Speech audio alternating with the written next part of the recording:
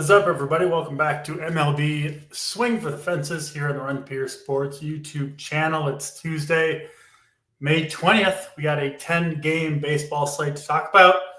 Joining me today, Statsational. Stats, how you doing on this Tuesday afternoon? Doing well, man. Little pinch hit duty. Yes, swapping with Boynton, who is a bit under the weather. Not too under the weather to be involved in the Discord, but couldn't make the show. We'll get him hopefully tomorrow if he feels better. But we got stats today and fun baseball slate to talk about. As I mentioned, did start with an 11-game slate. We've already lost Cleveland and Minnesota to weather issues, potential weather issues in Chicago as well. So something to keep an eye on as we get closer to lock. But as always, on this show, we'll go game by game, talking about pitching, stacks, favorite plays, the boom report, everything else you guys need to hopefully get to the winner circle on this 10-game slate. Let's get into it. First game on the slate is Houston and Tampa Bay back in Yankee Stadium South in Tampa. Essentially the exact same weather as yesterday, where the Rays disappointed, at least me. I thought they're going to have a better day. Didn't quite come through, but another good spot here. Another rookie Astros left-handed pitcher. This time, Brandon Walter going to take the hill. Yesterday's guy, Colton, did pretty well. We'll see if Walter can back it up. I'll be back on the Rays here. And then Zach Littell going for the Rays, 7,200 on DraftKings. Gets that dominant or predominantly right-handed Houston lineup. And I think multiple ways you could potentially play this game. So I'll throw it over to you, Stats. What do you see here, Tampa Bay and Houston, to kick it off?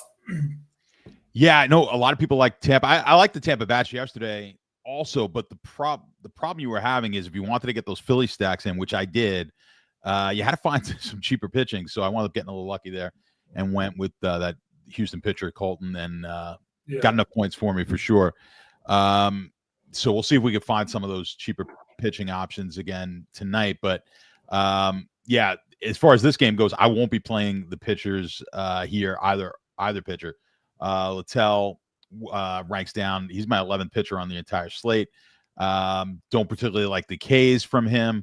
So that's going to keep him down. And then of course, Walter at the 6,800.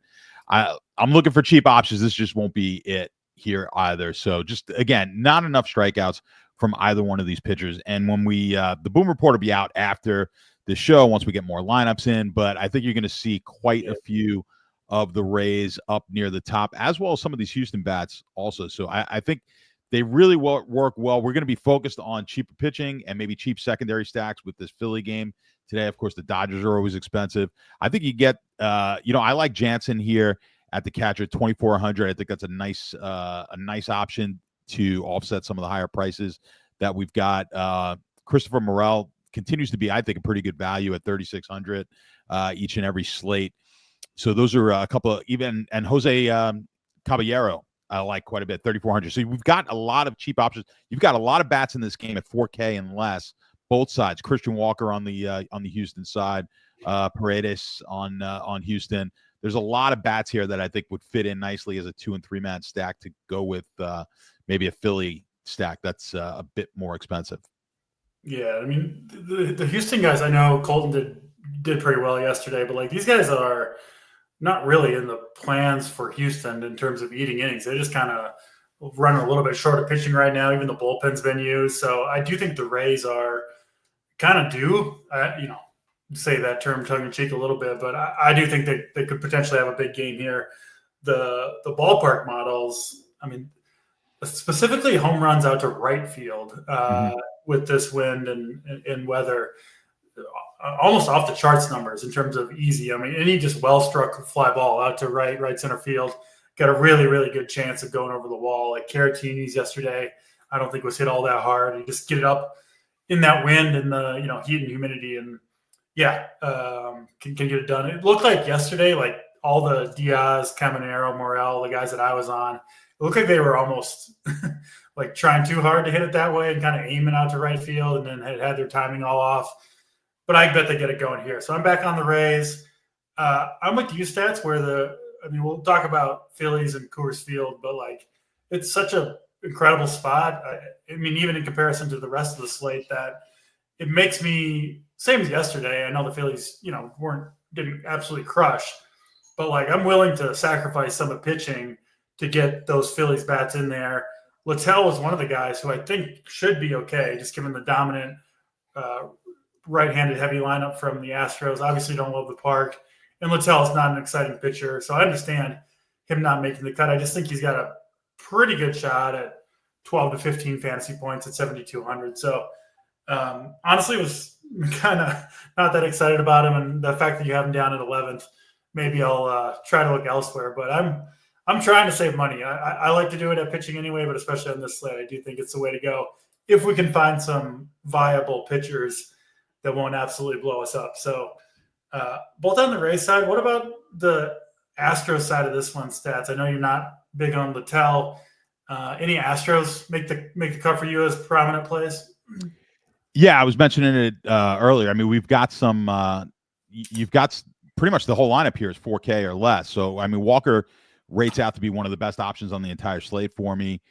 Paredes, Pena, Altuve, all of those guys are going to be either right at the elite level or close to it on the Boom Report when that comes out later today. So pretty much most of this lineup, I think, outside of Myers and DeCenzo, are going to be really good. I mean, you got McCormick at 2,200. There's just a lot of options in here that are going to work for us as secondary stacks to these more expensive Philly bats. If that's the way we're going. So we're looking for savings anywhere we can get them. I think this is a pretty good game, both sides for that. Yeah, makes sense. Those Astros bats are sure cheap and in a great place to hit. So it makes sense to me. Let's go to the next game on the slate, Texas and New York. This one in Yankee Stadium. Going to be pretty cool with some winds blowing in the low to mid 60s. Will Warren going for the Yankees, who I think is, on this slate, one of the better point per dollar options on the slate. 7,500. I don't think he's super safe or even like a slam dunk play, but just in comparison to the other options at pitcher, I see you nodding your head there. It sounds like you're going to be fairly high on Will Warren, who I do like his talent to some degree as well. And then mostly it's kind of the price and the matchup and pitching weather and all that looks pretty good too. Patrick Corbin will go for the Rangers, who has pitched somehow pretty damn well as Corbin since making his Rangers debut a few weeks ago. Tough spot here, obviously, against the Yankees, who can do a ton of damage. Will benefit from that same pitching environment that Will Warren has. I don't think Corbin's in play at 7,300. I like Warren, and then, of course, got to look at some of these Yankees against Corbin, not really buying a career resurgence from Mr. Patrick Corbin quite yet. Stats, over to you. What do you see here, Yankees and Rangers? Yeah, I mean, Corbin's been a guy we've targeted for quite some time, right? So definitely not going to be playing him here. But as you mentioned, Will Warren, I think, probably the best option.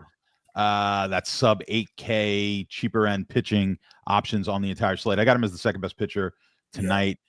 Pretty good K per 9 number. I think he's probably second or third. Yeah, second best K per 9 number on the projections. You're looking at 5.5 strikeouts in the betting markets on his prop, with 15.5 as the prop on his out number. So I think, again, we've been trying to find where we could save some money. We've got some expensive pitchers that are pretty good here tonight, and obviously these expensive stacks. I think Will Warren, he'll get some ownership. I didn't look at what we're projecting on his own ownership yet, but he looks like the best option here to save a few bucks at the pitching spot, and quite frankly, might be, without taking salary into account, probably going to be your third or fourth best pitcher. So that's why I got him as the number 2. Certainly not a lock, but I love him in GPPs here. Yeah, he'll be owned. Potentially the highest owned pitcher on the slate, I think, Will Warren, but I do think it's deserved. I do think projection-wise, point per dollar, he should be number 1. And, it's a slate where we want to save money in general. So you add it all up, it's kind of hard to get away from Will Warren. I think it's fine to eat the chalk on this one. Not going to be, I don't think, crazy 50, 60% on anything like that. So in on Warren, Judge, obviously a priority play as always. Probably won't go too crazy with the rest of the Yankees, but certainly going to get my fair share of Judge in there. Rangers bats. I don't see a ton there that I want to play. Maybe a Wyatt Langford, something like that. But even he's pretty expensive on a slate where there are much better spots, frankly, to attack. Let's get to the next game, San Diego and Toronto. This one in Toronto, we've got, I think, another fairly popular pitching option here in Dylan Cease. We'll take on a contact-heavy Blue Jays team, but Cease does have good enough stuff to make any lineup look silly. Had that big game against the Yankees and then the Angels. So 2 in a row for Dylan Cease, 9 and 10 strikeouts in those games. He's got to be in play, I think, at 8,800. Chris Bassett on the other side, not so much for me. Just too good of a lineup going up against the Padres, I think, to make 9K Bassett viable. Wouldn't hate the Padres stack. Again, it's hard when you're comparing everything to the Phillies. But, Padres certainly capable of putting up 7-8 runs here, no doubt about it. Stats, what do you see in this one, Blue Jays and Padres? Yeah, I'm kind of with you here on the pitching. Cease maybe trending in the right direction for us. I got him as the 5th best option, 8,800. Not terrible on the price. Again, I still like that Warren 1,300 less. I like that a lot more. But I'm going to have my fair share of Cease here. Decent K numbers. We'll see what he adds in the prop market. 5.5. It's basically the same prop as we were getting on Warren, right? So, and we're getting it at a much cheaper price. He is projected in the betting markets to go a little bit deeper in this game, 17.5 strikeouts. And that's juiced to the over. 4.5 strikeouts for Bassett at minus 135 on the over, with 18.5 as his out prop, but that is heavily juiced to the under. So Bassett, I think, is going to actually, I might get it just a half, very small. I might get a little bit of Bassett in here, but I really do. I want to get obviously more of Cease. He's one of the top 5 pitchers, I think, on the slate tonight. So in that 15% range, somewhere around there, seems kind of the right spot for me with Cease. But yeah, if I have my choice between the of these cheaper quote unquote options, just not as good as Warren. So I do like Warren, but Cease will make the mix. Yeah, I do think Cease is the second most likely pitcher beyond Skubal, who we'll talk about, to put up like a really big score, just with some of the volatility, strikeout upside that he has. Obviously, the boom report is for hitters, but if it was for pitchers, I do think you'd see a pitcher like Cease up there pretty often, where it kind of heavily weights the upside. Cease is just that kind of guy where it can go south for him and not safe, but there's just not that much safety at pitcher on the slate in general. And then, yeah, I do think the upside, even against a contact-heavy Blue Jays team, is there for Dylan Cease. So I'm with you there. What do you do in general stats, with the Phillies? I mean, kind of an unimpeachable spot almost in Coors Field against this Rockies team. But then, when you I just kind of comparing them to the Padres, who I would like in a normal slate here against Bassett, but it's just kind of hard to play them, over the Phillies just on a, one. Obviously, if you're playing a ton of lineups, you're going to mix it up. But any thoughts what you do on a slate like this, where it does appear, if you agree that one offense really, really stands out, in this case, the Phillies? Yeah, I mean, as far as the Phillies go and a slate like this, I think you just play it. I mean, they're so far ahead projected from the second best team, which I believe is the Dodgers, that they wind up being under. They were last night. I thought they were under owned last night. They wound up late in that game coming through and probably got you to cash at least. But I think that's going to be the case again today. So, and they're even higher projected in the betting market as far as their team total. So I think we could take advantage of that. Sometimes the chalk is good. And I think you got to kind of always in Coors, we got to look at it with how bad this Rockies team is. And obviously that ballpark, we talk about the fat tails at the on the distribution. You're going to get that with the Coors games. For me, it's just really hard to pass up on that game. And now I like San Diego here as well, as you do probably. I think you were mentioning it, but it gets really tough. Can I play Tatis and Merrill at 5,700 or 5,800 when I really want to play the Philly lineup? Probably not. So if I'm a single entry here, like the Padres aren't going to make it.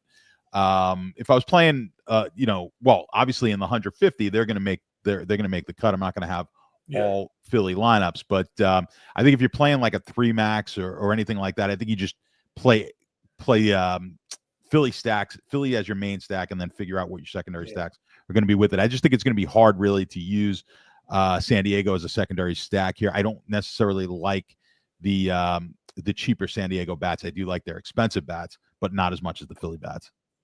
Yeah, makes total sense. We'll talk about more about Philly and Colorado when we get there. But just wanted to bring that up, talking about the Padres.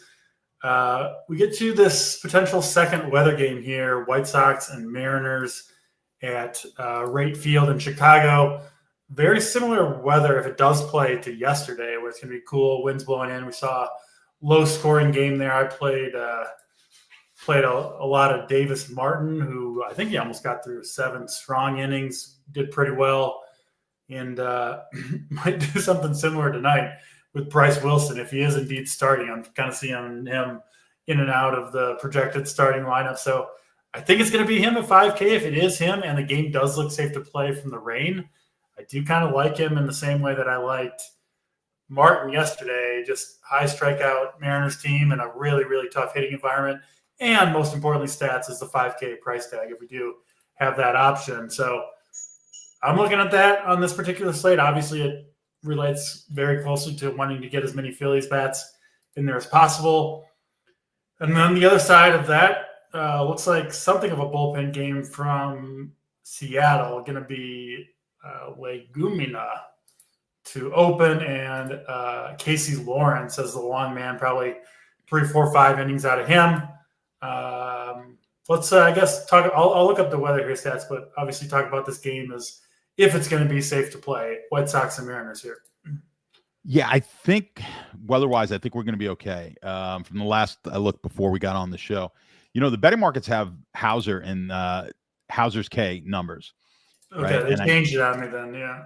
Well, yeah, I know. When we look in Saber, I'm seeing Wilson, and but I'm not seeing much Hauser. The betting market, the only pitcher, at least on Pinnacle right now, with a prop is Hauser. So yeah, this game we're gonna have to kind of wait and see on the pitching. I don't know if even in the pool. What's up? Is he in the pool? I don't know. I don't think so. I don't think he is. Yeah, I think you might be right on that. So, so he's the only one on there. Oh, he is 7,300 Hauser. Oh, okay. For Texas, yeah. Oh, that's Texas. Why am I looking at the Texas? He's in there for Texas. He's in. Very weird. He's in there. I know he was the Texas. Is he on Chicago? I don't even know if he's in Chicago now. Well, I just can't find. I even did the remove non-probables, but I still can't find him on Chicago on DraftKings at least. No, yeah, because he's on. Sabres got him in as Texas, so maybe he's not going to be in the pool then. This is Adrian Hauser? Yeah, Adrian Hauser. He was a Texas pitcher, so I don't know what's going on, but I haven't paid that close attention to what Adrian Hauser's doing these days. Or the White Sox farm system either. So, but yeah, so that's the only guy who's got a prop on this one. So, I don't think it's going to be a great hitting environment, like you said. But the Mariners, they are the 5th best team total on the entire slate.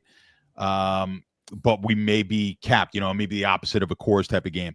White Sox, obviously, I don't think we'll have any interest in their bats. Very rare that we ever do. Depending on the weather, though, Seattle bats, I mean, they always look good. I always like them especially on the road. I like them as secondary stacks. But again, the bats that I really like here are pretty expensive with Raleigh, Julio, Polanco. You could get a couple of cheaper out, like Tellez, at 3K, maybe a Rosarena, 4,600, not that cheap. At least gives you some stolen base options. But I think I'm going to be pretty limited on this game on the whole. Certainly no pitching. Yeah, I'm still hoping to play Bryce Wilson. He was one of my keys to unlock the slate stats. 5K Bryce Wilson, and now I got to go back to the drawing board. And I don't think Adrian Hauser is going to be the answer. I'm seeing some people are saying they signed him today and he goes right into the starting rotation. Yeah, that's what I said. It was like, I'm trying to figure it out. and that makes sense because he's probably in the pool as a Ranger, so he won't qualify. Yeah. All right. Well, yeah, maybe I did get saved for myself. Thanks, Uncle D, with Bryce Wilson. Certainly possible. Still wishing I could have played him though. Yeah, I mean, just it does look like this game should play weather-wise, but not very exciting in terms of even with bad pitching from the White Sox. I don't think Seattle in this weather is going to do a whole ton, or at least do enough to end up on the winner on the big slate. But I get it going up against those pitchers, and then. Yeah, the White Sox, I'm with you. Just not a lot of super interesting bets there. Let's get to what I think is a more interesting game. Should be safe to play, or will be safe to play, in Milwaukee Brewers and Orioles.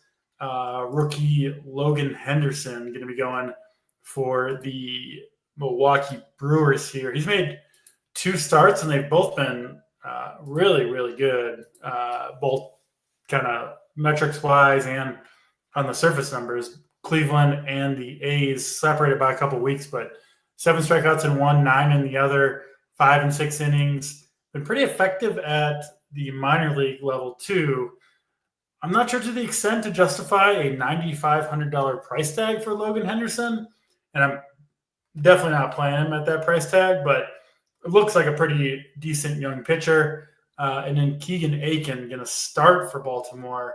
I don't think he'll be in this game all that long. Should be something of a bullpen game for Baltimore here too. Got several of those on this slate. A little bit confusing with all the pitching shenanigans these teams are doing. But in any case, I think both these pitchers are out of play.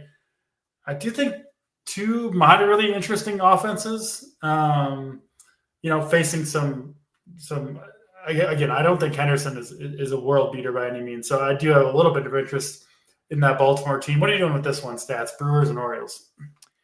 Yeah, I'm kind of with you on the pitching. I think Henderson's fine, but just not at 9,500. It's just too much on a slate that we really need to kind of pay down on with pitching. So both of these pitchers will be out of it, out of the field or the pool for me. We got some decent bat options. I think Baltimore. I like this. I like the savings that we could get on some of these Baltimore bats, right? Yeah. So Laureano last night came through.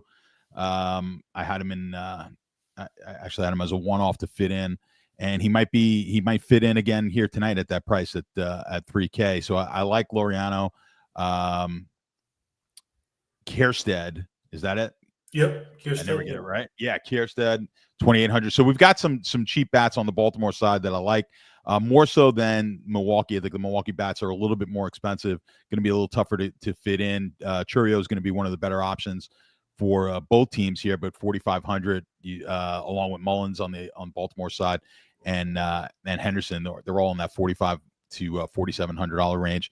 I think those are the 3 guys. Like if you do have the salary and you can fit it in, a Mullins Henderson secondary stack, not bad at all. I like that. I try to reiterate it on every show. I like if obviously we need to get home runs with these secondary stacks because generally they're going to have to produce their own points. But when we get home run hitters who can also steal some bases, we get that with Mullins and Henderson, Churio as well.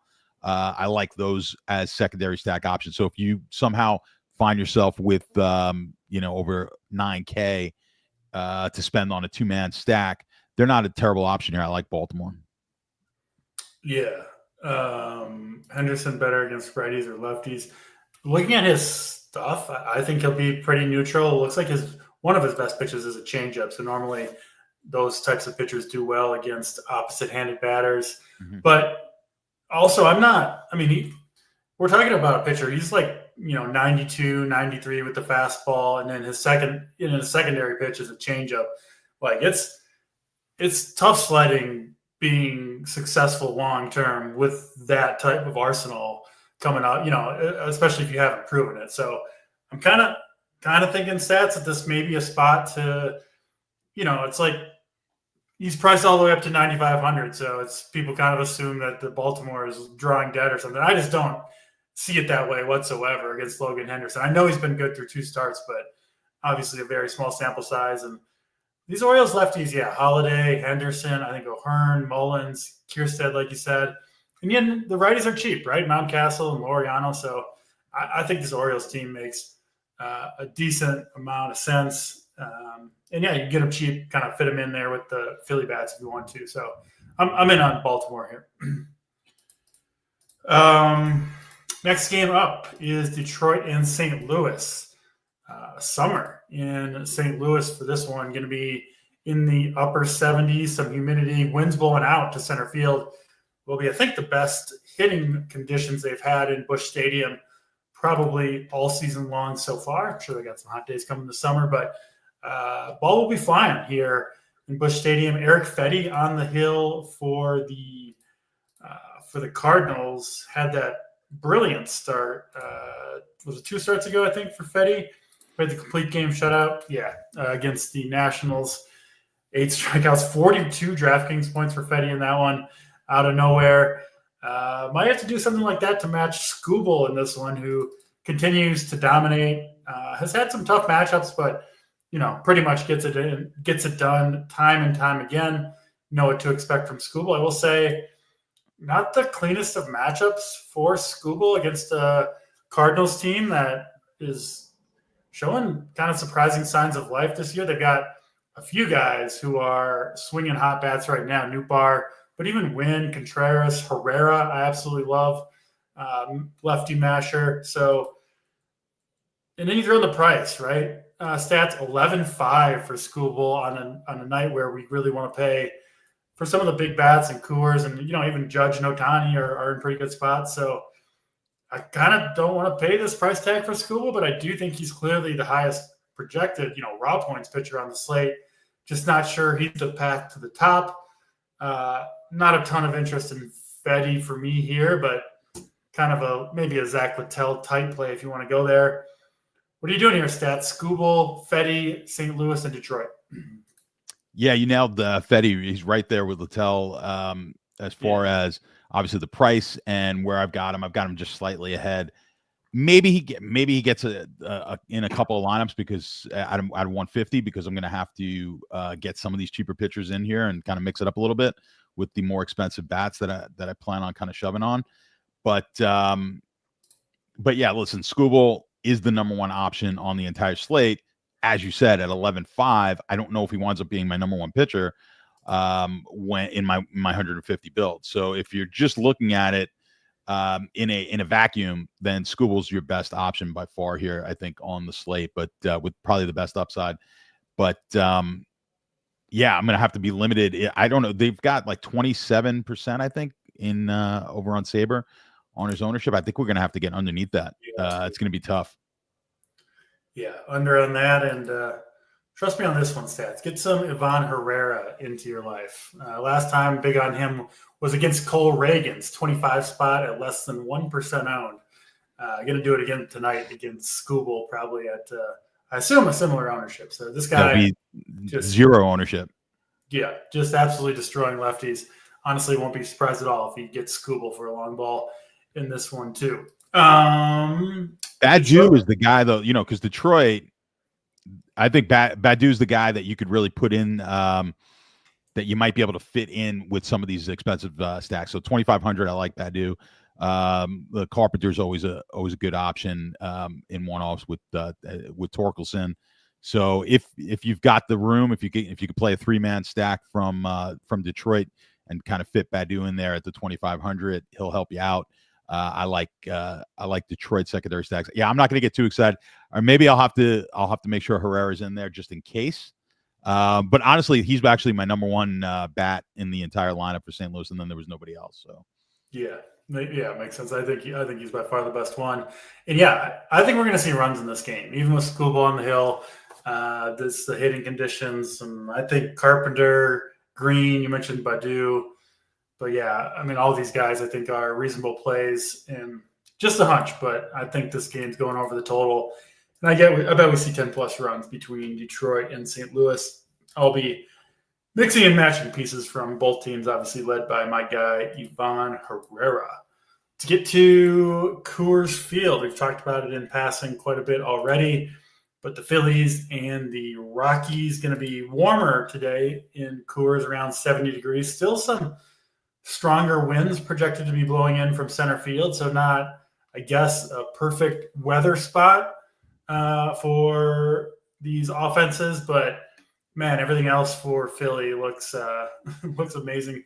Senzatella, I mean, Rockies have some really bad pitching. He might be the worst of the bunch, I think. Senzatella is.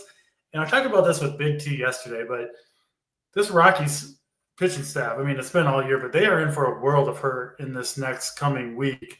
They've got, I mean, they played over the weekend, obviously. They had a tired bullpen coming into yesterday. They've got 3 more games with the Phillies in Coors. Then they host the Yankees for 3 in Coors. And then they go to Wrigley Field for 3, Monday, Tuesday, Wednesday. So I said yesterday, I think you're going to see multiple games where the Rockies give up 10, 12, 15 runs, where they've got to use position players to pitch just to try to – you can't even call it survive when they've won 8 games all year. But, I think it's easy stats to look at Coors Field and kind of treat every pitcher and situation the same. But Rockies are in a really, really bad spot right now. And you get 9 innings of this Phillies offense. Just feels like they're going to get it done, even if they had a slow start like they did yesterday. So these guys are expensive. I want as many as I can get anyway. So give me as many Phillies really as possible, frankly. And then the Rockies, I'm not really going to go there outside of Tovar, who I think is an awesome play at 3,100 against Luzardo. But I can't pay 9,300 for Luzardo. I played Sanchez yesterday against the Rockies. He was good. I think Sanchez is the better pitcher between the two. And definitely the one who handles right-handed batters better. So kind of off of Luzardo here at this price tag. I know you're in on the Phillies here stats, but talk to us, Rockies and Phillies in Coors Field. Yeah, I mean, this is part of the problem.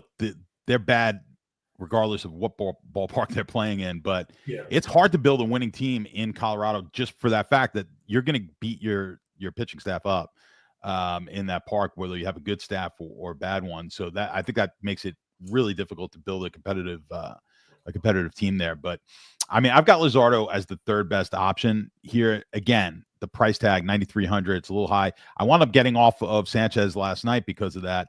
Not that I was off him in the 150 bills, but if I was just throwing in a single entry in my core, I had to get off it just because even the 8K was too much for me to get in the bats that I wanted to get in. So Luzardo, I'm just going to be under all these guys over 9K just for the fact of I want to get these other bats in, the bats on his team. There really isn't. I could just basically name the entire lineup. I don't know if we even have that lineup out yet. Do we have that lineup out? Rockies? The Philly lineups. No. It wasn't out before we went on, but basically that entire Philly lineup is going to be in play. So I wouldn't even we don't even have to go over them. I agree with you with Tovar at 3,100. Not a bad option here in this game if you want to maybe get a little leverage against Luzardo. But this is just all Philly. Play him in every combination. Playing him in mainly 5-man stacks. I like the 5-man stacks much better than playing them in secondary because if this game goes off as it should, it's over a 7 total team total for Philly. I think it's the 3rd highest team total I've seen so far this year, 2nd or 3rd. We'll get some higher ones against the Rockies coming up. Not too long. I think I'm afraid you might be right here. But yeah, I mean anything over a 7. And the ownership last night I thought was a little low for what it should have been, and I think we're going to see that again. I think Sabres even got him. The last I looked at, it's got the Philly, the ownership on Philly. Some of these guys in the 20s, which is probably about right. Actually, it looks like they lowered it now, but I think you're going to get. I mean, if you're not in the 20s on, so I don't care what the price tag is. I'd rather just go to these cheaper pitchers, and there's plenty of cheaper secondary stacks that I could find. Or even if you're playing a single entry, if you just want to play 5-man Philly and find yourself 3 really good cheap options, then not necessarily with a secondary stack, just take a 5-man stack. I think that's totally playable as well. So that may get you maybe a slightly better pitcher, but for me, it's kind of play the Phillies every which way you can. If they don't come through, so be it. But sometimes you gotta get over the market on what's going to be the highest owned stack when it's just that much better, I think, than every other team out there tonight. Yeah, Coors Field, especially like if we just limit it to opposing teams, I feel like when they're in a bad spot, they're over-owned, Coors Field, but when they're in a good spot like this one, like a really good spot, they're under-owned because it doesn't change that much, right? They kind of hover around, but like there's, in my opinion, pretty big differences between the spot they're in the day, which is about as good as it gets, and just kind of a run-of-the-mill Coors spot. So with you, as many Phillies as possible. Looking at this Rockies lineup, which we do have the Rockies lineup right now, going to be all 9 right-handed hitters against Luzardo, who last 2 seasons, I mean, he's got a 37% K rate versus lefties, drops to 19% against righties, cuts almost in half. You almost never see that big of a split. And a 337 xWOBA allowed to right-handed bats. I think this Rockies team maybe has a chance to do some damage to Luzardo here. They're a bad team, obviously, but they do have power against lefties. That top 5, Beck, Tovar, Goodman, Toglia, Brett, and Doyle. Again, a lot of strikeouts, a lot of swing and miss, but a lot of power as well. It's still Coors Field, and Luzardo not really even close to dominant against right-handed bats. So maybe talking myself onto the pace eaters with the Rockies. I'm sure they'll disappoint me. Let's go to the West Coast. Royals and Giants in San Francisco. Michael Lorenzen going for the Royals here. Going to be Hayden Birdsong, another rookie pitcher. A lot of them going tonight. Going for the Giants. He was close to making the rotation out of spring training. Pitched really well. Didn't quite get there. It's been kind of a long man to some extent out of the bullpen. A lot of 2 and 3 inning appearances. And then they kicked Jordan Hicks out, and Birdsong going to get his chance at the starting rotation. This will be, I believe, his first start. I think that was out of the bullpen in his last game against Arizona. But he did throw 65 pitches in that game regardless. I think up to 75, 80 pitches is my guess for Birdsong here. Definitely some talent in the arm. I worry a little bit about the strike throwing, but the price is good at 6,300. And obviously the ballpark is good too.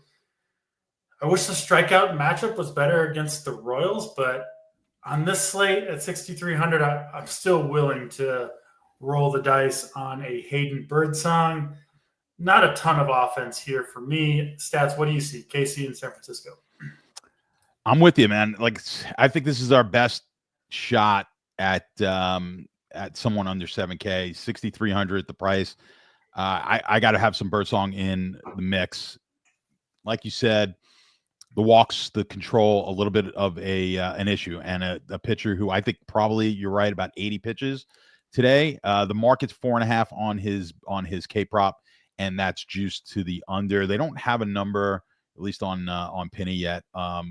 It's not a super inspiring play, Birdsong. It's not inspiring, but we just need something respectable.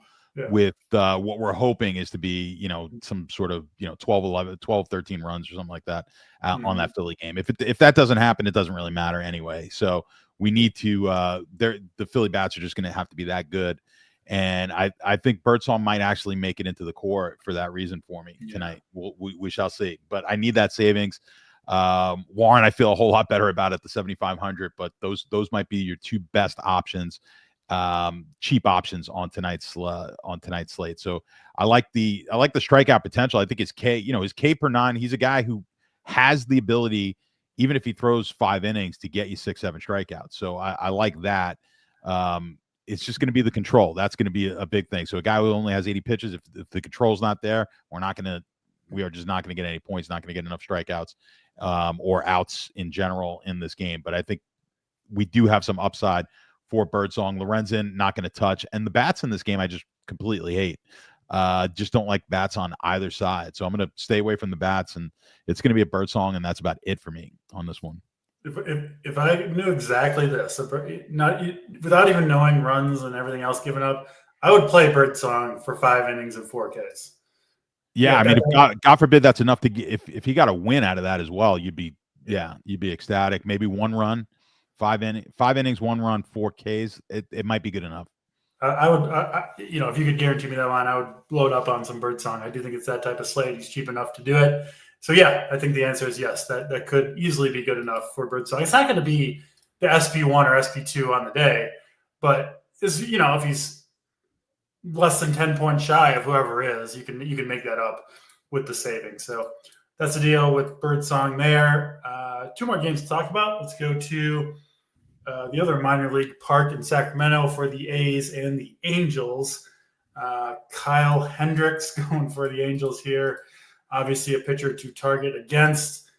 Pretty good spot, I think, for the A's here in a home run friendly park against a pitcher who can't strike anybody out. And Kyle Hendricks looks like the A's should be able to get some balls up and over the fence in this one. Maybe Nick Kurtz down there in the 9-hole can do it at 2,500. And then Gunnar Hoglund, who's awesome for RPS. A ton of people played him back in that Miami start on his opener. Has been okay since against Seattle and the Dodgers. And I guess a pretty good spot here against the Angels. Problem is he's up to 8,500, which is kind of outstripping the talent level. I still think he's okay today on this particular slate, but again, not super excited about 8,500. Gunnar Hoglund, heroics aside on other slates. Can't play Hendricks. I think mostly bats here, specifically from the A's side for me. What about you, Stats? What do you see? A's and Angels. Yeah, I agree. Hoglund I like, but the price 8,500. It's kind of tempering my what I expect and what the ownership is going to be. So I've got him just under Birdsong.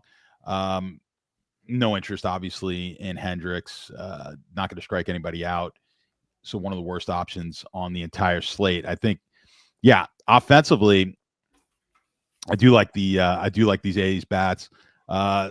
Langoliers at 3,900 is not terrible here at catch. Rooker, one of the we've got some really high projected home run probabilities today for the Athletic. Soderstrom, Langoliers, Rooker, all really high up near the top. Outside of that, they're actually close to some of these players in the Coors game. So you can get high upside. That's a great ballpark to hit in, and we can get some potential home runs. So I like the A's as secondary stack. I like them as 5-man stacks also.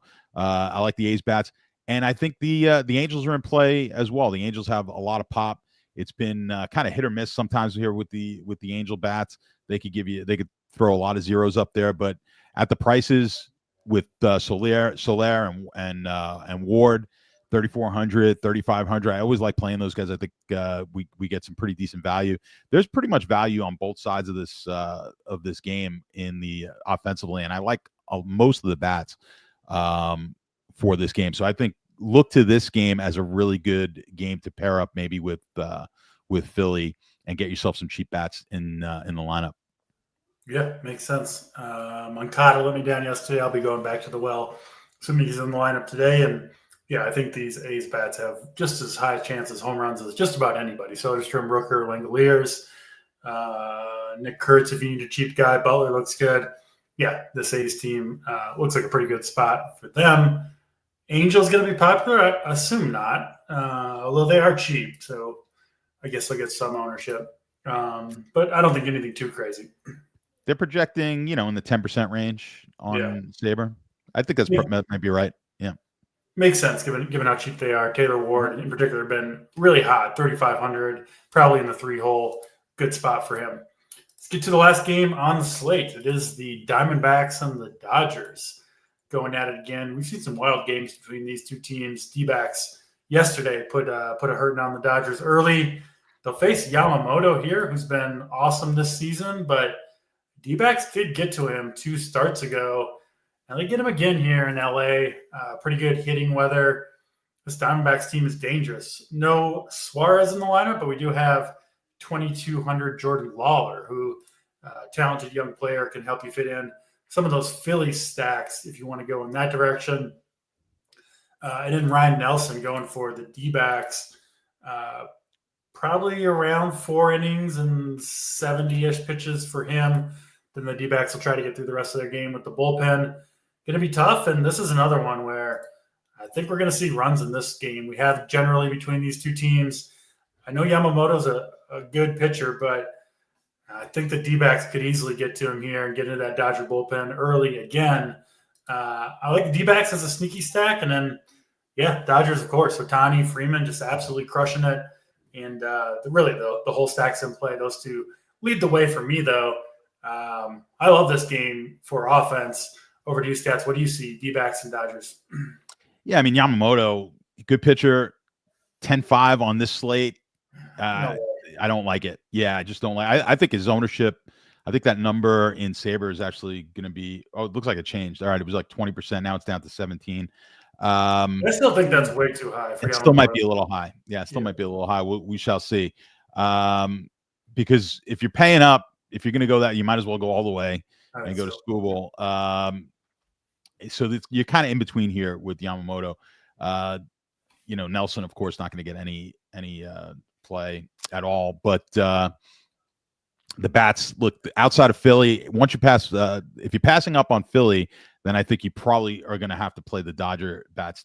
To me, like if I somehow wanted to fade that Philly game, I think then you're hammering the Dodger game, because it doesn't make sense to go really with a different stack. This is the second best stack in the second best situation here on the night.